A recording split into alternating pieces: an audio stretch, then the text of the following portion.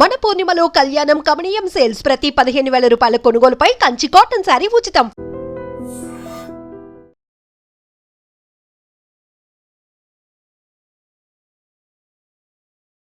Welcome to I dream.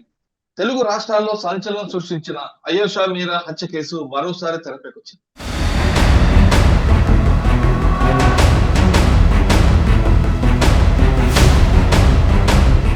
సత్యం బాబు అనే వ్యక్తి బాగా ఫేమస్. అయోషా మీరాకు అసలు కోర్టు చాలా స్పష్టంగా చెప్పింది, నువ్వు నిర్దోషి, అందులో డౌటే లేదు. కానీ ఈ మచ్చ నుంచి బయటపడడానికి నువ్వేం చేయబోతున్నావు? అసలు నిన్నే ఎందుకు టార్గెట్ చేశారు పోలీసులు? మచ్చ నుంచి బయటపడటానికి ఇంకొకటి ఏంటండి, ఇంకేమీ లేదండి. నన్ను హైకోర్టు నిర్దోషిగా ప్రకటించింది. నేను నిర్దోషిని. పోలీసు వాళ్ళు ఎన్నో చెప్పుకుంటారు, ఎన్నో చేసుకుంటారు. ఒకటి ఏంటంటే నేను అవన్నీ పట్టించుకోను. ఏమండి, అవన్నీ ఇంకా మనం పట్టించుకుంటే వాళ్ళనే మాటలకి, వాళ్ళని చేసే పనులకి ఈ సమాజంలో మనిషి భయపడే అంతబడికి మనిషిని భయపెడతారు. మనిషి ఎప్పుడైతే ఆ యొక్క దాని విషయంలో ఎదుర్కొంటాడో, ఎదుర్కొన్న వ్యక్తిని ఇంకా భయపెట్టడానికి లేదు. వాళ్ళు ఎన్ని చేసుకున్నా నేను భయపడను. కానీ నన్ను హైకోర్టు నిర్దోషిగా ప్రకటించింది. నాకు ఉంది, సర్టిఫికేట్ ఉంది, ఇతను నిర్దోషి. నేను నిర్దోషిని కాబట్టి ఈరోజు మీ ముందరకు రాగలిగాను, ప్రజల ముందరకు వెళ్ళగలుగుతున్నాను, మీడియా ముందరకు రాగలుగుతున్నాను, రాజకీయ అంటే అందరి ముందరకు రాగలుగుతున్నాను నిర్దోషిని కాబట్టి. ఆయేషా మీరా కేసు అనేది అదొక డిఫరెంట్ పర్స్పెక్టివ్లో చూడాలన్నమాట. సో ఆయేషా మీరా కేసు గురించి ఒకసారి చెప్పాలన్నప్పుడు, నేను అప్పుడు ఈస్ట్ గోదావరిలో పనిచేస్తూ ఉన్నాను, అడిషనల్ ఎస్పీగా ఉన్నాను అక్కడ 2008 ఆ సంవత్సరంలో. ఈ ఆయేషా మీరా కేసు అనేది ఎప్పుడైందంటే అందరికీ కూడా గుర్తుంటుంది. ఇది 2007 సంవత్సరంలో డిసెంబర్లో ఆయేషా మీరా అనే అమ్మాయిని రేపు కమ్ మర్డర్ చేసి ఆ అమ్మాయిని చంపడం జరిగిందనమాట. చంపిన తర్వాత అక్కడ ఏం చేశారంటే, దీంట్లో అప్పుడు ఏదో అక్కడ ఉన్నటువంటి ఉప ముఖ్యమంత్రి గారి పేరు, వాళ్ళు ఎవరో బంధువులు, వాళ్ళ మనవడు అని ఏదో కోనే రంగారావు గారి మనవడు, వాళ్ళ ఇట్లా అన్ని అంటే దాని మీద ఎటెటో వేయింది. అయితే ఇంతమంది ఉంటుండగా మీకు నందిగమ్మ రైట్ నా ఇక్కడ చూడాల్సింది ఏంటంటే, నాకు ఆయేషా మీరా కేసు నాకు అప్పచెప్పలా. ఫస్ట్ నన్ను దర్యాప్తు చేయమని నాకు చెప్పలేదు. నేను ఈస్ట్ గోదావరిలో పనిచేస్తున్నాను కాబట్టి ఏలూరు డిఐజీ గారు ఉంటారు, రేంజ్ ఉంటుంది. అంటే మన వెస్ట్ గోదావరి జిల్లా, ఈస్ట్ గోదావరి జిల్లా, కృష్ణా 3 కలిపి ఒక రేంజ్ అవుద్ది. కృష్ణా జిల్లాలో నందిగామ అనే ప్రాంతం, చిన్న టౌన్లో రేపులు, మర్డర్లు ఇట్లాంటివి చాలా, అంటే ఆయేషా మీరా కేసులు లాంటి చాలా అవుతున్నాయి. ఇక్కడ కూడా నందిగామలో చాలా అయినాయి అన్నమాట. అయితే అక్కడ అవుతున్నాయి, దీన్ని మనం ఎట్లయినా చెక్ చేయాలి అని చెప్పి మా డిఐజీ గారు అప్పుడు హసన్ రజా గారు 2008లో నాకు చెప్పారనమాట. చెప్పేసి, రంగనాథ్ అక్కడ మనకి ఆ నందిగామలో అవుతున్న కేసు, నాకేం ఆయేషా మీరా కేసు సంబంధం లేదు ముందే అది, అంటే ఆ కేసు నాకు డైరెక్ట్గా ఇవ్వలేదు.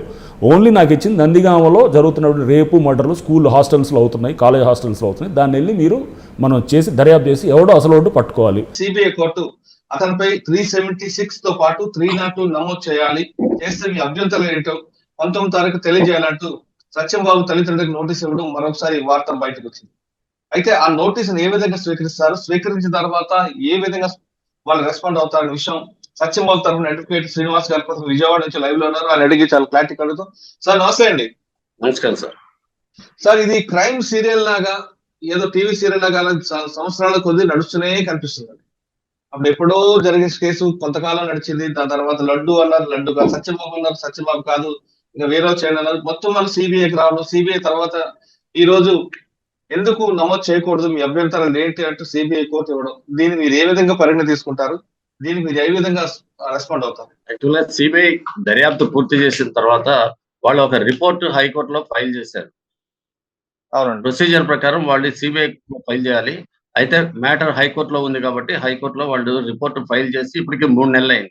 అయితే 3 నెలలు అయిన తర్వాత కూడా సిబిఐ వాళ్ళు ఇంతవరకు ఆ రిపోర్ట్ని పబ్లిక్ చేయలేదు. ఒకటి. ఇంకొకటి, స్టేట్ గవర్నమెంట్ కి వాళ్ళు ఈ రిపోర్ట్ని ఇవ్వాలి. స్టేట్ హోమ్ మినిస్టర్ వాటిని పరిశీలించి, డీజీపీ వాటిని పరిశీలించి ఒక నిర్ణయం తీసుకోవాల్సిన అవసరం ఉంది. ఇంతవరకు 3 నెలల నుంచి జరగలేదు. అయితే ఇప్పుడు నిన్న సడన్ గా సిబిఐ కోర్టు నుంచి ఆయేషా మీరా తల్లిదండ్రులు ఇక్బాల్ గారికి, సయ్యద్ షంషద్ బేగం గారికి ఇద్దరికి కూడా నోటీసులు పంపించారు. ఏంటంటే 19వ తారీఖు మీ ఇద్దరు కూడా హాజరు కావాలి. అంతవరకు బాగానే ఉంది. సిబిఐ రిపోర్ట్ గురించి ఏం మాట్లాడలేదు. బట్ సత్యం బాబు మీద 376 రేపు, 302 మర్డర్ కేసుకు సంబంధించి దానికి ఏం అభ్యంతరాలు ఏమైనా చెప్తారా ఏమిటి అనేది మీరు పర్సనల్ గా అక్కడికి వచ్చి మీరు తెలపవలసిందిగా కోరుతున్నామని చెప్పేసి ఇచ్చారు. అయితే దాని మీద నోటీసులు వాళ్ళు హైకోర్టులో ఉంది కాబట్టి ప్రస్తుతం మ్యాటరు. తర్వాత వాళ్ళకి రిపోర్ట్ కూడా ఏం లేదు కాబట్టి దీనికి సంబంధించిన నోటీసులు వాళ్ళు ప్రస్తుతం తీసుకోలేదు. బట్ నోటీసులో విషయాలు తెలుసు కాబట్టి ఇప్పుడు 19థ్ వాళ్ళు సిబిఐ కోర్టుకి రావాల్సిన అవసరం ఉన్నది. ఓకే.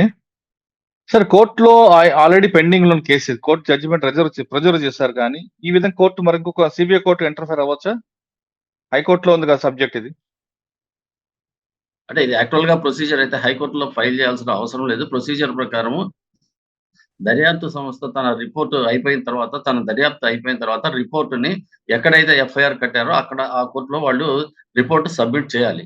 అయితే హైకోర్టు మాకు ఆదేశాలు ఇచ్చింది కాబట్టి హైకోర్టు ఆదేశాల ప్రకారం సిబిఐ దర్యాప్తు చేస్తుంది కాబట్టి మేము హైకోర్టుని అడిగామని చెప్పేసి ఆ రోజు చెప్పాను. తర్వాత ఆ రోజు సాయంకాలానికల్లా మీరు వెళ్లి సిబిఐ కోర్టులో మీరు ఈ రిపోర్ట్‌ని ఫైల్ చేయండి. సీల్డ్ కవర్‌లో పెట్టండి. అట్లాగే హైకోర్టు కూడా ఒక కాపీ ఇవ్వమని హైకోర్టు ఆదేశాల అనుసారం వాళ్ళు సిబిఐ కోర్టుకి ఆ రిపోర్ట్ ఇవ్వడం జరిగింది. అయితే ఓకే. సిబిఐ కోర్టు ఆ రిపోర్ట్ తీసుకున్న తర్వాత వెంటనే దానికి సంబంధించింది వాళ్ళు యాక్షన్ ఏం తీసుకోలేదు. ఇప్పుడు నోటీసులు పంపించారు వాళ్ళు. ఆల్రెడీ సత్యంబాబు నిర్దోషి అని హైకోర్టు ఇచ్చిన తర్వాత మరొకసారి సిబిఐ కోర్టుకెళ్ళి సిబిఐ ఎంక్వైరీ చేసిన తర్వాత సిబిఐ ఇచ్చిన రిపోర్టు హైకోర్టులో ప్రిజర్వ్ చేసిన తర్వాత మళ్ళీ సిబిఐ కోర్టు మీకు నోటీస్ ఇవ్వడం దీన్ని మీరు ఎలా పరిగణన తీసుకుంటారు? నోటీస్ కి రెస్పాండ్ ఇస్తారా? లేదు దీని మీద ఏమైనా మీరు హైకోర్టుకి వెళ్ళే అవకాశం కనిపిస్తుంది? అంటే ఈ రోజు సిబిఐ కోర్టు పంపించిన నోటీసు చూసిన తర్వాత అయితే దానికి సంబంధించిన క్లారిటీ లేదు. దాంట్లో సత్యంబాబు మీద నేరాలు అని చెప్పేసి పాత ఎఫ్ఐఆర్ దాని మీద సంబంధించి మెన్షన్ చేయడం జరిగింది. అయితే ఇప్పుడు సిబిఐ వాళ్ళు ఏదైతే దర్యాప్తు సంస్థ ఉందో ఆ దర్యాప్తు సంస్థ మౌనంగా ఉండటం వల్ల, అది ప్రజల దగ్గరికి పోకపోవడం వల్ల, అలాగే దాన్ని బాధితులు ఎవరైతే ఉన్నారో వాళ్ళకి ఒక కాపీ ఇచ్చి మేము దీనికి సంబంధించిన మొత్తం కూడా దర్యాప్తు పూర్తి చేశాము. ఎవరు దీంట్లో ఏమిటనేది తేలింది మొత్తం అని చెప్పేసి వాళ్ళు ప్రకటించకపోవటము. అలాగే రాష్ట్ర ప్రభుత్వానికి వాళ్ళు ఏదైతే ఉందో ఈ కేసు రాష్ట్ర ప్రభుత్వానికి సంబంధించింది కాబట్టి రాష్ట్ర ప్రభుత్వానికి ఇక్కడ హోమ్ మినిస్టర్, డీజీపీకి వాళ్ళు అది సబ్మిట్ చేస్తే తర్వాత రాష్ట్ర ప్రభుత్వం దాని మీద ఏం చేయాలి ఏమిటనేది దాని మీద ఒక ఇది ఉంటుంది, యాక్షన్ ఉంటుంది. అది చేయకపోవడం వల్ల ఏమవుతుందనంటే ఇది సీక్రెట్‌గా ఒక రహస్యమైన ఇదిగా ఉండి దాంట్లో ఏమున్నది ఏమిటి అని తెలియక బాధితులు తర్వాత ఇన్ని సంవత్సరాల నుంచి మేము ఇక్కడ దీంట్లో ఫైట్ చేస్తున్నాము. అయినా కూడా ఈ రోజు వరకు కూడా 2 నెలలయింది. కానీ దాంట్లో ఏముంది ఏమిటి అని చెప్పేసి తెలియలేదు ఆ రిపోర్ట్‌లో అని చెప్పేసి వాళ్ళు చాలా కంగారు పడుతున్నారు. అలాగే దీనికి సంబంధించింది ఇప్పుడు ఇక్కడికొచ్చింది. ఈ రోజు కూడా సత్యంబాబు పేరు ఉండటం వలన ఆ నోటీస్‌లో అసలు ఏం జరుగుంటుంది? ఏమిటి? ఎవరిని నిర్ధారించారు? అనేది కూడా ఈ రోజు కూడా అగమ్య గోచరంగానే ఉంది. అది తెలియటం లేదు. అది తెలియాలంటే రేపు 19థ్ వెళ్ళాలి. సిబిఐ కోర్టుకు సంబంధించి దానికి మాకు ఈ దర్యాప్తు సంస్థ ఇచ్చిన నివేదిక ఏమిటో చెప్తే గాని దాని మీద మేము అభ్యంతరాలు తెలపడానికి గాని, దాని గురించి మాట్లాడడానికి గాని తెలీదని చెప్పేసి కాబట్టి ఆ నివేదికను ఇవ్వమని చెప్పేసి ఇప్పటికైనా అది కోర్టులోంచి తీసుకోవాల్సిన అవసరం లేదు బాధితులకి దర్యాప్తు సంస్థలు ఇవ్వాలి. అందువల్ల ప్రొసీజర్ ప్రకారం కూడా ఇప్పుడు మారిన సిఆర్‌పిసి గాని, బిఎన్ఎస్ఎస్ వీటన్నిటికి కూడా ఒక చార్జ్ షీట్ ఏస్తే ఆ కాపీని మాత్రం బాధితులకి తప్పనిసరిగా ఇవ్వాలని ఉంది. కానీ దాన్ని ఉల్లంఘించి సిబిఐ వాళ్ళు ఇంతవరకు కూడా 2 నెలలు అయిపోయినా కూడా రిపోర్ట్ ఇచ్చి ఇంతవరకు కూడా ఎటువంటి చర్యలు తీసుకోలేదు. అందువల్లనే ఇప్పుడు దాంట్లో ఏముంది ఆ నివేదికలో, ఆ నివేదిక వచ్చిన తర్వాతే తెలుస్తుంది.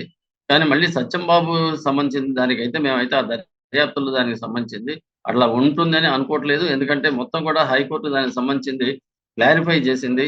దీంట్లో ఎవరు ఉన్నారు? ఎవరిని కాపాడడానికని సత్యంబాబుని స్కాప్ గోట్ చేశారు, బలిపశువుని చేశారు.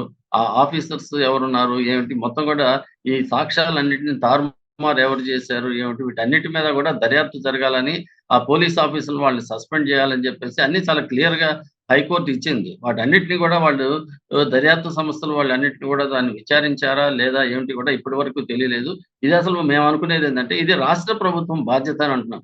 ఎట్లయితే ఇప్పుడు సుగాలి ప్రీతి దానికి సంబంధించి ఇప్పుడు దర్యాప్తు సంస్థ ఇచ్చే ముందు అసలు ఒక సెన్సేషనల్ కేసులు ఉన్న ఈ ఆయేషా మీరా కేసులో సిబిఐ దర్యాప్తు స్పష్టంగా జరిగిందా? లేదా?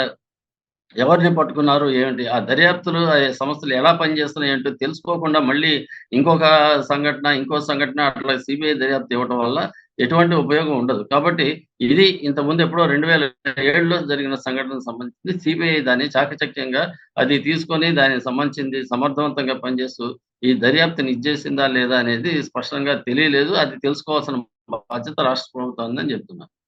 అంటే 19వ తారీఖు నాడు మీరు వెళ్లి నోటీస్ తీసుకున్నారు. రెస్పాండ్ అవుతారా? మీరు మీ వాళ్ళని మీ క్లయింట్స్? రెస్పాండ్ అవ్వడానికి దర్యాప్తు మాకు ఒక నివేదిక అది ఏదైతే ఉందో వాళ్ళు సిబిఐ రిపోర్ట్ మా చేతికి రావాలి. సిబిఐ రిపోర్ట్ ఇస్తే ఆ దర్యాప్తు ఏ కోణంలో చేశారు, ఏం చేశారు, అసలు ఎవరిని పట్టుకున్నారా లేకపోతే మాకు తెలిసిన ఈ ప్రొసీజర్ చూస్తుంటే సిబిఐ వాళ్ళు దీనికి సంబంధించింది సాక్ష్యాలు కానీ ఇవన్నీ ఏమి మాకు చాలా కాలం అయింది కాబట్టి ఈ సాక్ష్యాలు అవన్నీ కూడా లేవని చెప్పేసి మేము చేయలేకపోయామని చెప్పేసి అని అన్నారు. ఎందుకంటే ఇప్పటి వరకు కూడా 2 నెలలు అయిన తర్వాత యాక్చువల్గా ఏంటంటే ఒక దర్యాప్తు పూర్తి అయిపోయిన తర్వాత ఆ ముద్దాయిని తీసుకొని కోర్టులో పెట్టాలి. కోర్టులో పెట్టేసిన తర్వాత మా దర్యాప్తు వల్ల ఇతను ముద్దాయి అని చెప్పేసి తేలింది, ఇతనే అని చెప్పేసి ఇతనే నేరం చేశాడని కోర్టులో ప్రవేశపెట్టాలి. కానీ 2 నెలలైనా కూడా వాళ్ళు ఇంతవరకు పెట్టలేదు అని అంటే దానికి సంబంధించింది ఈ కేసు వాళ్ళు సమాధి చేశారు, క్లోజ్ చేశారు అని అనిపిస్తుంది. ఎందుకంటే ఎంతో సమర్థవంతంగా చేసింది వాళ్ళు రాష్ట్ర ప్రభుత్వం ముందు లేకపోతే పత్రికా సమావేశం పెట్టేసి వాళ్ళు మేము చాలా ఇదిగా మొత్తం కూడా చేసి ఇంతమందిని మేము ఎగ్జామ్ చేసాము, చేసి ఇన్ని సంవత్సరాల తర్వాత మేము ఛేదించామని చెప్పేసి వాళ్ళు చెప్పుకోవాల్సిన అవసరం ఉంది. కానీ దాన్ని వాళ్ళు తీసేసి దాన్ని సమాధి చేసి దాన్ని ఎవరికీ తెలియకుండా దాన్ని అట్లా మూతపెట్టి ఉండటం వల్ల అనేక అనుమానాలు వస్తున్నాయి. అవన్నీ ఇచ్చేయాలంటే రేపు 19వ తారీఖు ఆ నివేదిక ఏదైతే ఉందో వాళ్ళు ఏమేమి ఇన్వెస్టిగేషన్ చేసేవారు, ఎవరిని పట్టుకున్నారు, ఎవరిని ముద్దాయిగా చూపించారు అనేది విషయాలన్నీ కూడా తేలాల్సిన అవసరం ఉంది. సాధారణంగా ఒక సిబిఐ రిపోర్ట్ చేసిన తర్వాత మీ అబ్బాయి మీద 302, 376 పెట్టాలి అనేది ఎప్పుడు చెప్పదు కదండి. పెట్టాలని పెడతారు, లేదు ఇంకో వేరే పార్టీ ఉందని చెప్తారు కదా. ఈ విధంగా ఎప్పుడైనా గతంలో జరిగిందా? ఎక్కడా జరగదు, అది ప్రొసీజర్ కూడా కాదు. ఎందుకంటే దాని మీద అభ్యంతరాలు వినాల్సిన అవసరం దర్యాప్తు సంస్థ కానీ కోర్టుకి లేదు.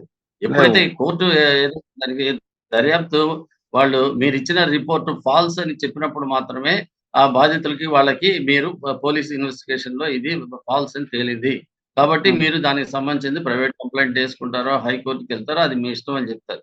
కానీ ఇక్కడికి వచ్చేసేదానికి వాళ్ళు డైరెక్ట్ గా ఇప్పుడు ఆ నోటీస్ దాని ప్రకారంగా సత్యంబాబు మీద 302, 376 దానికి సంబంధించిన ఛార్జ్ మీద మీ అభిప్రాయం ఏంటి, మీ అభ్యంతరాలు ఏంటని చెప్పేసి అడుగుతున్నారు. అందువల్ల అక్కడ ఏముంది ఏంటనేది చాలా కన్ఫ్యూజన్ ఉంది, క్లారిఫికేషన్ లేదు. ఈ నివేదిక వస్తే గానీ వాటిని పరిశీలించిన తర్వాతే చెప్పగలం. ఓకే, ఏంటి ఇదంతా రిపోర్ట్ 302 పెట్టాలని పెడతామని చెప్పొచ్చు కదా. మీ అభిప్రాయం, నా అభిప్రాయం ఎందుకు సార్ వాళ్ళకి అక్కర్లేదు? అసలు అభిప్రాయం ఎందుకు? ఒక నిర్ధారించిన తర్వాత అంత సాక్ష్యాలతోటి నిర్ధారించిన తర్వాత వాళ్ళు కోర్టు ముందు పెట్టేసి శిక్ష వేయాలని చెప్పడమే వాళ్ళకి. అదే ప్రొసీజర్ వాళ్ళు చేయాల్సింది కూడా అదే జరిగేది. సార్ ఇప్పుడు అభిప్రాయం అడుగుతున్నారు, మా అభిప్రాయం ప్రకారం మాకు అబ్జెక్షన్ ఉంది, మాకు పెట్టొద్దు అంటే ఆపుతారా? అభ్యంతరాలు ఉన్నాయని అంటే మళ్ళీ దానికి అభ్యంతరాలు తీసుకుని అంటే ఇంకా అది ముందుకు నడవలేదు. అసలు ఏమైపోయాడు, ఇప్పుడు 2 నెలలు టైం ఇచ్చారు. నిజంగా సత్యంబాబు పెడితే అతను ఇండియాలో ఉన్నాడా లేకపోతే ఇంకెక్కడున్నాడు ఏంటి తెలియదు కదా. మీరు అంత టైం ఇచ్చేసి ముద్దాయని చెప్పేసి అన్నప్పుడు 2 నెలల్లో ఎవరు కూడా దానికి సంబంధించింది ఒకటి నిర్ధారించిన తర్వాత చేయడానికి కుదరదు. కాబట్టి దీంట్లో ఉన్నది ముద్దాయిని కోర్టులో ప్రవేశపెట్టలేదు దీంట్లో.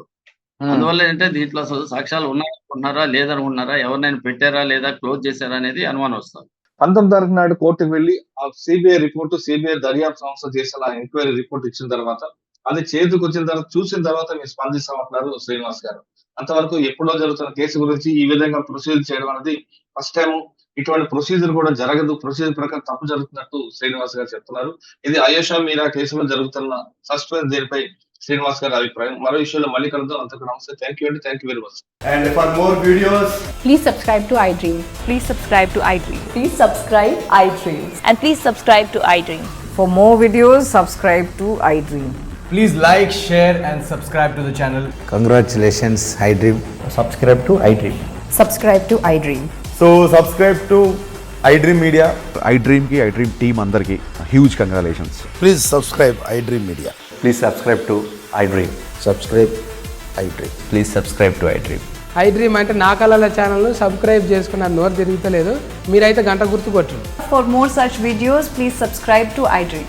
Subscribe to iDream. Please subscribe to iDream. Please subscribe iDream Media. Please do subscribe to iDream. Please subscribe to iDream Media. For best entertainment and information, please subscribe iDream. And don't forget to subscribe to iDream.